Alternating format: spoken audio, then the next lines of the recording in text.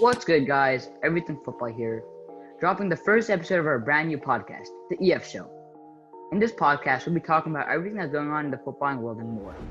Don't forget to check us out on basically all your favorite places to listen to podcasts. Well, it's finally happened. Liverpool have won the damn league. Not undefeated though, so that's a definite plus. Before we go through the details, let's take a moment of silence for Liverpool. They were going undefeated, not losing to any of the top 6 teams, not losing to Everton or Leicester, only to be beaten 3-0 by Watford.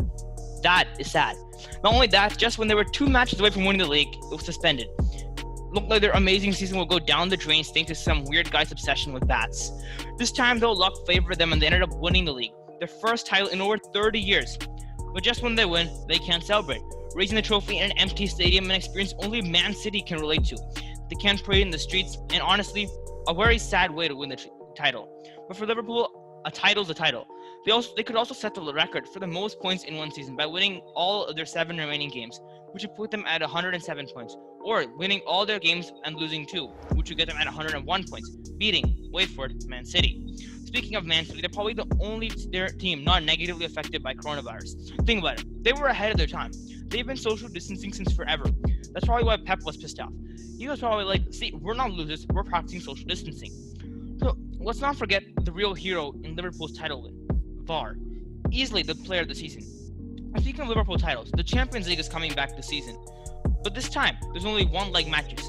And because of this, it's a good thing Liverpool are out. Or Klopp definitely would have had something to say about it. But let me tell you, the moment they lost, he would have been in the mixed room pulling out a list of excuses. Since there aren't any fans, he would have had to start with something more believable, like the grass smell or the wind. Yeah, but honestly, I feel like Liverpool, they deserve this. Even as an Arsenal fan, yeah, Liverpool deserves it. After 30 years of pain, the Gerrard slip, everything, Liverpool truly deserve this, and I'm happy for them. I'm not a fan of Liverpool, but I don't know. Yeah, I feel like they deserve this. I mean, yeah, they definitely do deserve it. They regardless of VAR or helping or not helping, they played really good. Even if they were going undefeated until that Watford game, and they can't go undefeated even with VAR's help if they're completely bad. So obviously Liverpool had some great talent this season, and this was their year. So it's a good thing that coronavirus didn't completely end the Premier League, or Liverpool would have been robbed of this amazing season. So I think they definitely deserve this title. Yeah, honestly, I feel like this shouldn't be an asterisk title. But I feel like this title is harder to achieve than a normal title. Okay, they had more than a 3-4 month, over 100 days of break, right? No football for 100 days, and they expected all the lads to come back on the pitch and play. Okay? And I mean, even everything going on, right? The Black Lives Matter movement, everything that's going on, they were still able to win the title, and that's props to them. I mean, that's true. It's the pressure that increases the longer they have to wait, because they were 2 games away from winning the title, and then they take a huge few-month break, and then they come back and they're expected to go right off the same way they started. So there must have been unbelievable pressure. If they had lost those next few games, it would have been like the worst thing in history, aside from the Gerrard slip, because they were 2 games away from winning, and then they ended up losing. So that's definitely a huge amount of pressure that was on them before the game. Yeah, but all in all, congrats to LFC, and yeah. After 3 gruesome months of rumors, speculations, and rabblings over one of football's most high-profile swap deals, we finally see the light at the end of the tunnel. And it's not something that looks particularly good in the eyes of the Blaugranas. Barca and Juve have been negotiating over a swap of Arthur-Pjanic for quite some time now. The old lady and Quiles have agreed on a fee of 10 million plus Pjanic for Brazilian youngster Arthur Melo. But who wins in the exchange of Arthur Melo for Miralem Pjanic, Barca or Juventus? Let's be honest here. Arthur never really wanted to leave. In the summer of 2018, Melo described his move to the Catalan Giants as a dream come true. At the start of the season, not a single soul considered him leaving the club after only 1 season. Arthur was seen as the heir to Xavi's throne. In 2018, when Melo joined, I thought the board was finally acting like the executives of the world's biggest club. I was ecstatic, and I actually lauded the board for acquiring such a fantastic player. Press resistant, smart with the ball, and a perfectly suited stop for Barcelona. Arthur found himself at the club that matched his playing style, and even in his own words, he was determined to succeed.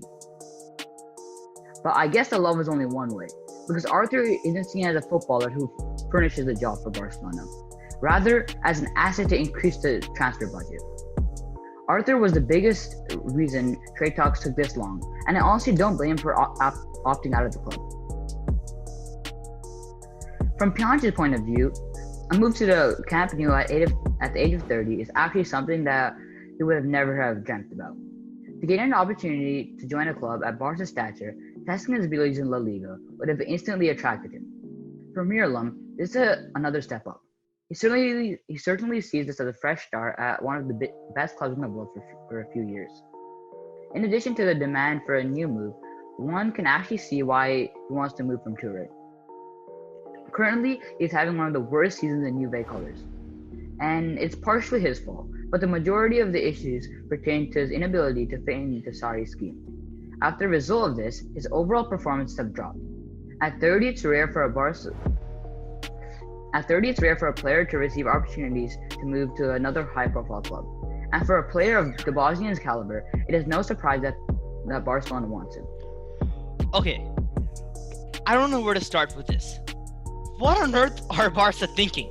Honestly, this is like a win-win for Juventus. It's not a win-win for Juventus. It's like this is their dream come true. They get a brand new youngster coming fresh from Barcelona, 23 years old, and all they have to lose is a 30-year-old who hasn't even been playing the best this season. So this is a horrible swap deal for Barcelona, and I don't know what the board are thinking. They didn't even get to pass this through Setien. Like, this is the guy that's going to be dealing with your decisions. Like, you transfer a player, you transfer Arthur-Pjanic to Barcelona, and the guy that's going to be dealing with it is Setien. And instead, you don't even tell him. So I don't know what the Barca board are thinking, and this is honestly one of the worst decisions they could have made. Rather than swapping away Messi for someone like, I don't know, Pjanic. Okay, to summarize it, we can say the Barca board is on crack. Like, come on. So okay, Pjanic is a good player, okay? Arthur Melo was supposed to be the heir to Xavi's throne. He wasn't world class, but he was amazing. Yeah, his first season, he did stuff that we wouldn't have even dreamt of. And even though the season has been hampered with injuries, he was still playing pretty well. And I don't know. The Barca board should be looking to the future. In a few years, you're going to be losing Messi. You're going to be losing Busquets, Piqué, Suarez. Your whole core is gone. At least try to get some young players in. Barca have failed. They have failed for the future. Yeah, they're really thinking super short term. Like, Pjanic is another 30-year-old, and in another 5 years after the Messi era, he's going to be gone too. So they need to start thinking about replacements for Messi. They're so dependent on Messi right now. We can see that the moment Messi leaves the pitch, they're absolutely demolished. So they need to be starting thinking about what are they going to do when Messi leaves? He's not immortal. So the solution to that was to have a young squad that was ready to take over. They need to be starting to think about the young players in their squad and really grow La Masia more. And instead, they're sending away all their young players to trade in more older players. This is a short-term solution, and it's not going to help them at all in 5 years when Messi and Suarez and Roberto and Jordi Alba and Busquets and Piqué all leave. They're going to be screwed. They have nothing. Yeah, and even the team right now, it's not working out. Like, for the past few games, I was watching the Celta Vigo game, right? It was just glimpses of just one or two players. That's it, just one or two players. Okay, it felt like it was a 2 against 11. Like, I don't know, like Barca, like, come on. Yeah, it was 2 assists from Messi and 2 goals from Suarez. That's I don't know. And their whole attack, midfield, defense, it's been all dysfunctional. Like, they do not look like one of the richest clubs in the world. They do not look like the biggest clubs in the world. In 5 years, they're setting themselves for failure. They're gonna. You thought Manchester United placing 7th in 2014 and 2015, that was bad. I honestly wouldn't be surprised in 5 years, even less than that, 3 years, Barca are going to be in the bottom half of the La Liga table. They won't even qualify for the Champions League or even the Europa League. I wouldn't be surprised. This board has no clue what they're doing. Like, I'm sorry. Like, come on. Yeah, that's true. I mean, these guys, they're not even doing great right now. They're 1 point ahead of Real Madrid in La Liga, but they've played one extra match. So you're starting to see them deteriorating already. They're drawn with Celta Vigo. They're drawn with Athletic Bilbao. So what are they doing? They don't know what they're doing right now, and they're so dependent on Messi and Suarez. Messi and Suarez are attackers. What about the rest of your field? What about the rest of the field? What happens when Messi and Suarez don't have the ball? They haven't thought about that, and Arthur was part of the solution to that, and they've given him away too. So honestly, I don't know what they're doing. At this point, it looks like they're gonna let Frankie De Jong walk as well, and I honestly wouldn't be surprised if he did walk. Yeah, honestly, Barca used to be a club where all young players would go to like have a great career. Nowadays, you're just sending them away. I'm not going to be surprised if all of Barca's La Masia graduates just end up playing for Barca for like a year and then going out somewhere else. Because this is the club anyone wants to stake their future on. Yeah, like, come on, yeah. Barca still has amazing young talents. Okay, they have Ricky Puig, they have Carlos Alenya, they have Ansu Fati. Like I said, they already have De Jong. But the way Barca are going, they're going to lose them. They're going to lose them sooner or after. It's because Barca is prioritizing transfers over La Masia, and that's the biggest problem. Yeah, so if Barca board has an ounce of intelligence left, what they'll do is they'll spend the next few years really growing their La Masia talent, or if they're so hell-bent on transfer, they should be starting to transfer young players from other clubs rather than to start giving away their young players for old players who are going to retire in a few years anyway.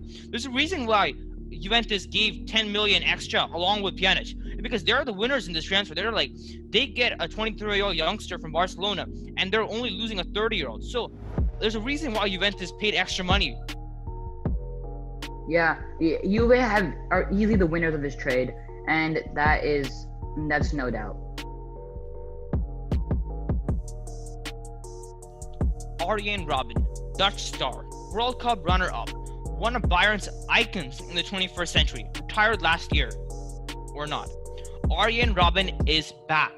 Arjen Robben started off his professional career at Dutch side FC Groningen, and then he moved on to PSV Eindhoven before moving to Europe's top 5 leagues.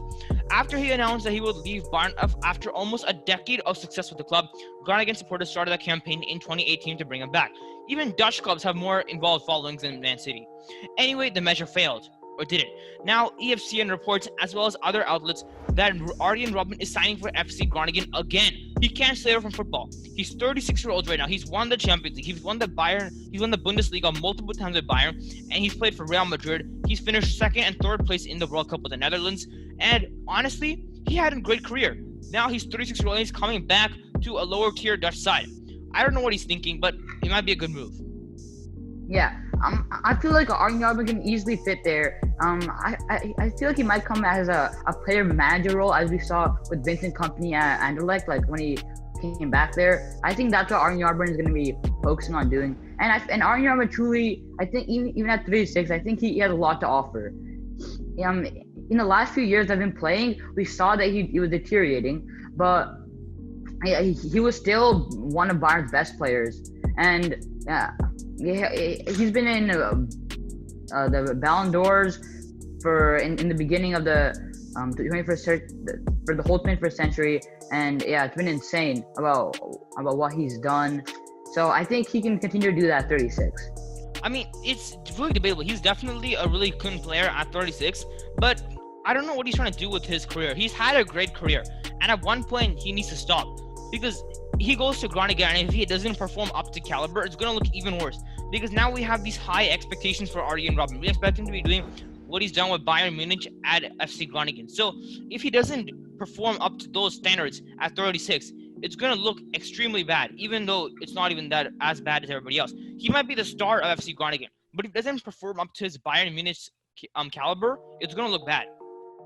I don't think he has that kind of pressure, because like I said, I feel like he's going to come in a player manager role, like how we saw Vincent Kompany in Anderlecht, right?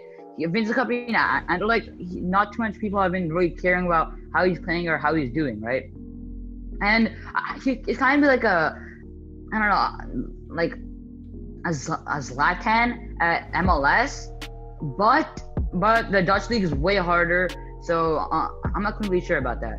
Zlatan, Zlatan is more of a different type of player, honestly. Zlatan's more like he's a good player, and he's a really good player. But at one point, people just stopped caring because he's gone to so many different clubs. He's played in so many different countries. So it's no surprise for Zlatan because he's never retired. And same goes for Kompany because Kompany, he left Man City and then he immediately went to another club. But Arjen Robben announced his retirement, and so his transfer to Groningen is much more high profile than Kompany's transfer to Anderlecht was. So there's gonna be more eyes on him because now everybody's saying he retired and now he's coming back. So I honestly feel like there might be a lot of pressure on Arjen Robben to perform up to his Bayern Munich caliber.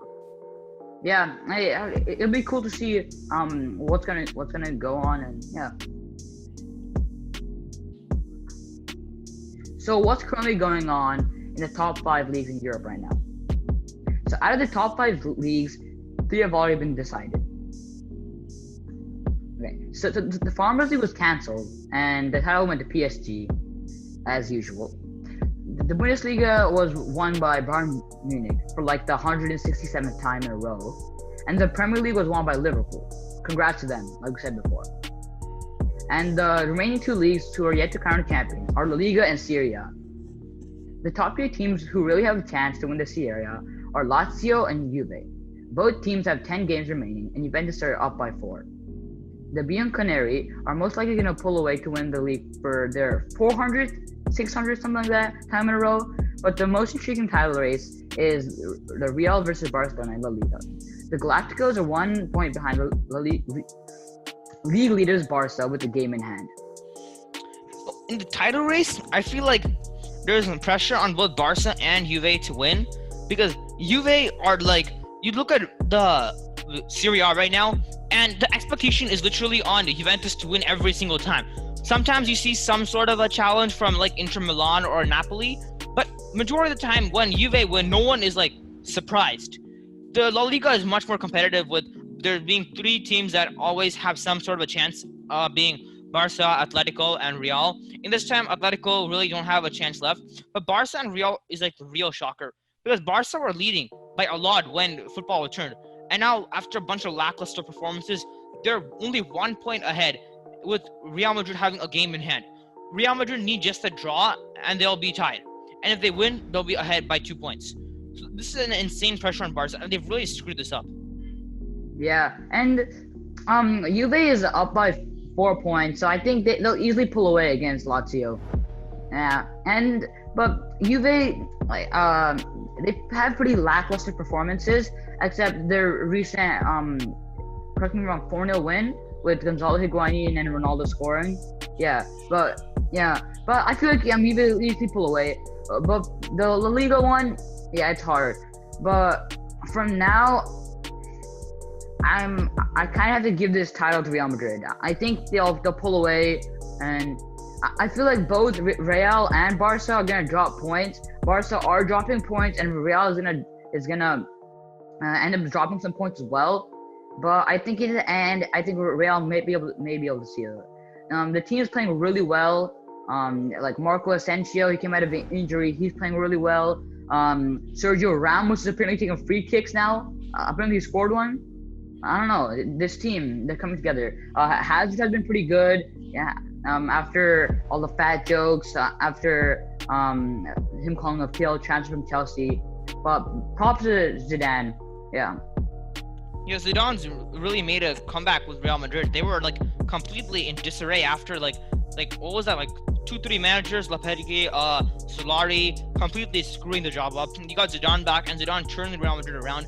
And added to that, with Barca being in shambles right now over their board, which is making decisions without consulting the coach.